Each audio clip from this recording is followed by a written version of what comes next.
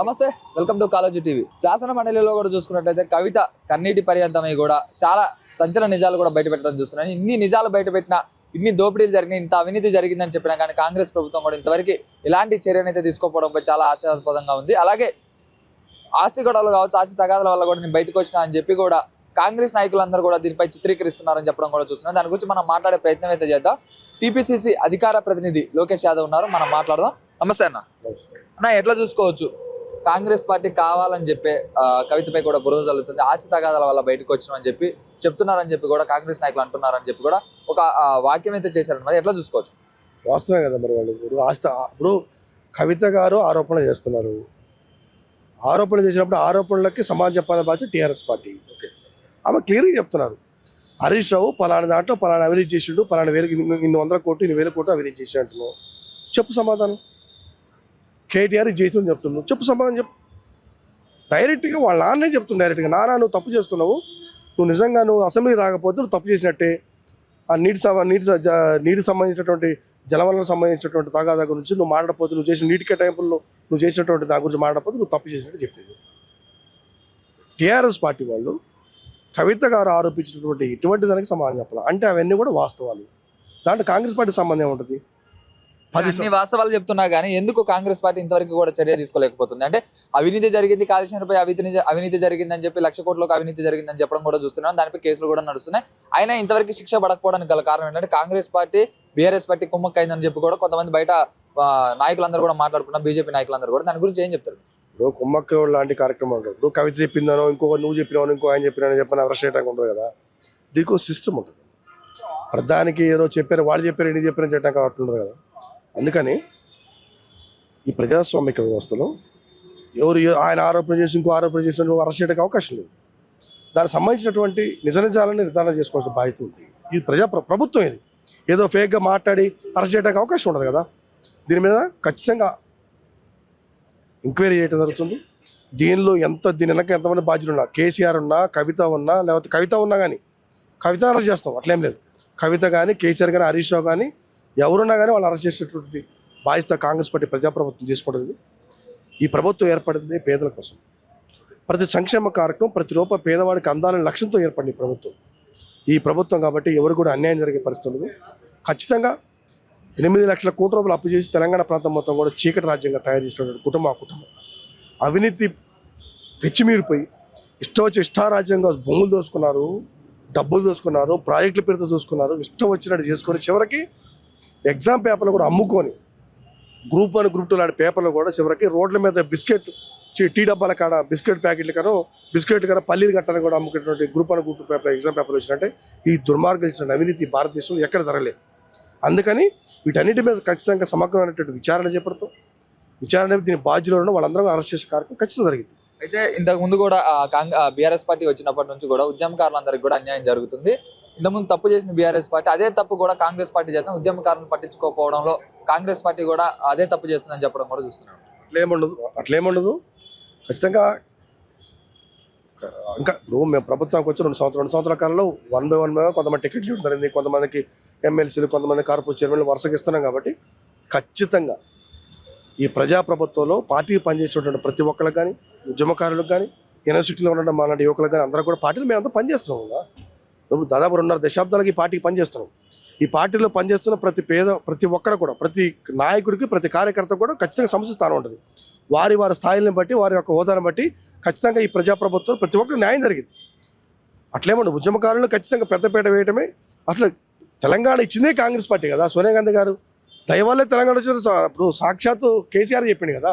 అందుకని ఉద్యమకారులకి పక్క పెట్టడం. తెలంగాణ రావడంలో కూడా కవిత కూడా కీలక పాత్ర పోషించిందని చెప్పడం కూడా చూస్తున్నాం. కవిత కీలక అంటే మిగతా వాళ్ళంతా తెలంగాణ సమాజం మొత్తం ఇంకోరు చేయలేదు. అంటే వాళ్ళ కుటుంబం ఒక చేతి తెలంగాణ వచ్చిందా? ఏంది ఆమె ఏం చేసింది? వాళ్ళకి వాళ్ళ కుటుంబంలో జైలు పోయారా? ప్రత్యేక సిట్టింగ్ కూడా చేయించిందని చెప్పి నేను చెప్పాను. కవిత గారు మాట్లాడుతున్నారు, మీరు మాట్లాడుతున్నారు కదా. కేసీఆర్ ఒక ఎంపీ తోటి తెలంగాణ వచ్చిందా? అసలు కేసీఆర్ కుటుంబంలో ఎంతమంది చచ్చిపోయారు? కేసీఆర్ కుటుంబంలో ఎంతమంది జైలు పోయారు? కేసీఆర్ కుటుంబం మీద ఎన్ని కేసులు అని చెప్పండి. తెలంగాణ ప్రజలు, తెలంగాణ సబ్బండ వర్గాలు మేము యూనివర్సిటీ వేదికగా వందలాది కేసులు అనుభవించి మేము జైలుకు పోయి మేము ఉద్యమం చేసి తెలంగాణ ఉస్మానియా యూనివర్సిటీ వేదికగా మేము కొట్టాడు. తెలంగాణ ప్రధాన భూమిక మాది. నువ్వు వచ్చిన తెలంగాణ 10 సంవత్సరాలు అధికారం భోగాలు అనుభవించింది మీరు కదా. మీరు తెలంగాణ దాటం ఏంటి నాకు అర్థం కాదు.